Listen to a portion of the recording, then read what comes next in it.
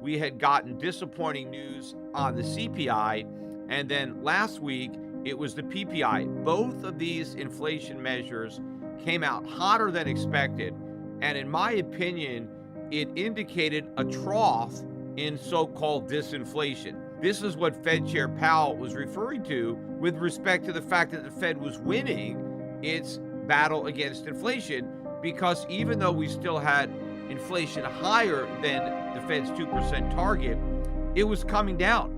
We were seeing a sequential decline in month-over-month inflation numbers, year-over-year inflation numbers. So it appeared that the Fed's strategy was working, and we were well on a path to victory, and that soon inflation would return to the Fed's 2% target. And of course, once that happened, well, then the Fed would be free to start reducing interest rates. Now, I was pointing out that all of this was wishful thinking at best, that it was not going to be nearly as easy to get that inflation genie back in the bottle as the markets expected, and the PPI and CPI data should have thrown cold water on that narrative. But apparently it didn't, because the market shrugged it off. In fact, last week, you had gains in the NASDAQ. In fact, the more speculative names in the NASDAQ, the ones in the Cathie Wood ARK Innovation ETF, they were the strongest on the week, completely ignoring the surprisingly strong inflation numbers. And again, I want to reiterate just how difficult it really is to get inflation to 2% if that is in fact the Fed's target.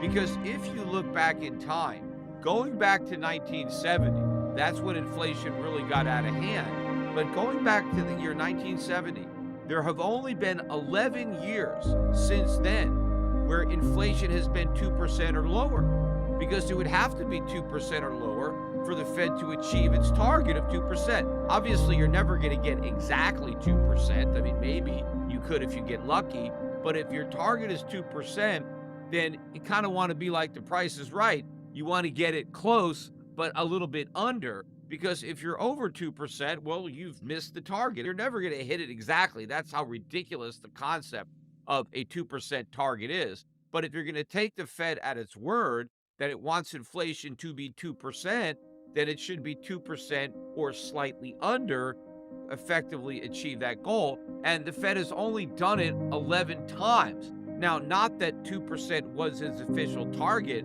back in the 70s or 80s, but just to highlight how difficult it is to have a 2% inflation rate in this modern fiat economy. We've only had 2% or less 11 times since 1970, and 8 of those 11 years happened after the 2008 financial crisis. In other words, before the 2008 financial crisis, when we kind of had a normal economy, we only had 3 years out of 38 where we had 2% or lower inflation. That's 8% of the time. So if we throw out the decade after the 2008 financial crisis, which was very abnormal, which was when we had 0% interest rates and all that quantitative easing, you go back to a normal period of time, and you could argue today's time period is more normal in that respect based on where interest rates are. Why should it be any easier for the Fed to get 2% inflation now than it was before the 2008 financial crisis? In fact, it should be harder for the Fed to achieve that goal because we have so much more debt now than we had back then. Interest rates have been so low for so long, the Fed has created so much money, something like half the money in circulation came into circulation just in the last couple of years. So that really makes the Fed's job of bringing inflation down to 2% basically impossible. We haven't even reached a new equilibrium yet to reflect all the new money that is now in circulation, because you have to have a balance between supply and demand. Supply being the amount of goods that are produced, and demand meaning all the money that's available to produce those goods. People now have a lot more money. Why? Because the Fed created a lot more money and put it into circulation. So there is now more money chasing a limited supply of goods. We need a new equilibrium. The demand curve has shifted, as a result of an increase in the money supply. So now we need to find a higher equilibrium price to balance supply and demand. And we're not even there yet. So to think that the Fed could easily return us to a 2% inflation, a goal that was very rarely achieved prior to the 2008 financial crisis. The question is, how were they able to achieve it at all following the 2008 financial crisis? Because that's when we printed all this money. That's when we had QE1, QE2, QE3, 0% interest rates.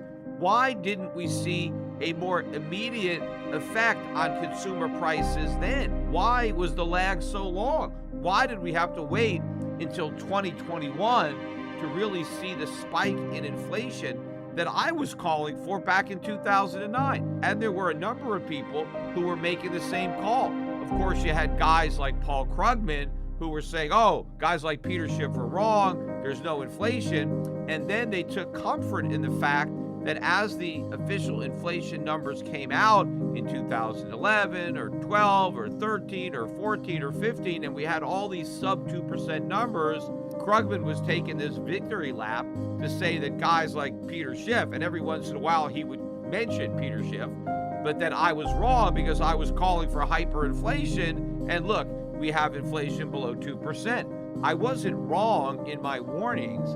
We're now experiencing exactly what I was warning about. In fact, we're just at the cusp of it.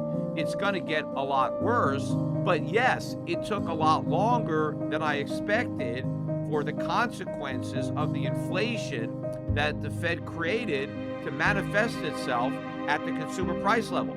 Because the Federal Reserve has been deliberately creating inflation as a policy decision for better than a decade. They've been telling us we didn't have enough inflation, and their goal was to create more. And they've succeeded beyond their wildest expectations. And I warned for a long time that the Fed should be careful for what it wishes for, that if they end up overshooting on inflation, it's going to be much harder to bring the rate back down. Because if you remember, the Fed kept saying that too much inflation would be a good problem to have.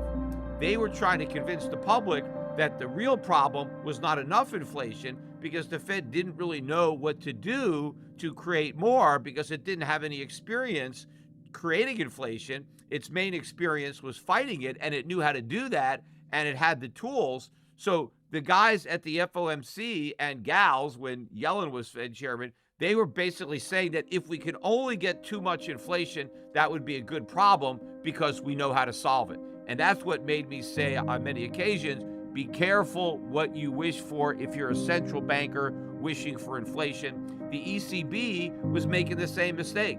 They were saying that they wanted inflation to be too high because it was better than inflation being too low. And I pointed out just how impossible it would be to put the inflation genie back in the bottle. In fact, I pointed out that that expression came to being for a reason. If you have an expression like that, it was developed specifically because of the experiences that people had.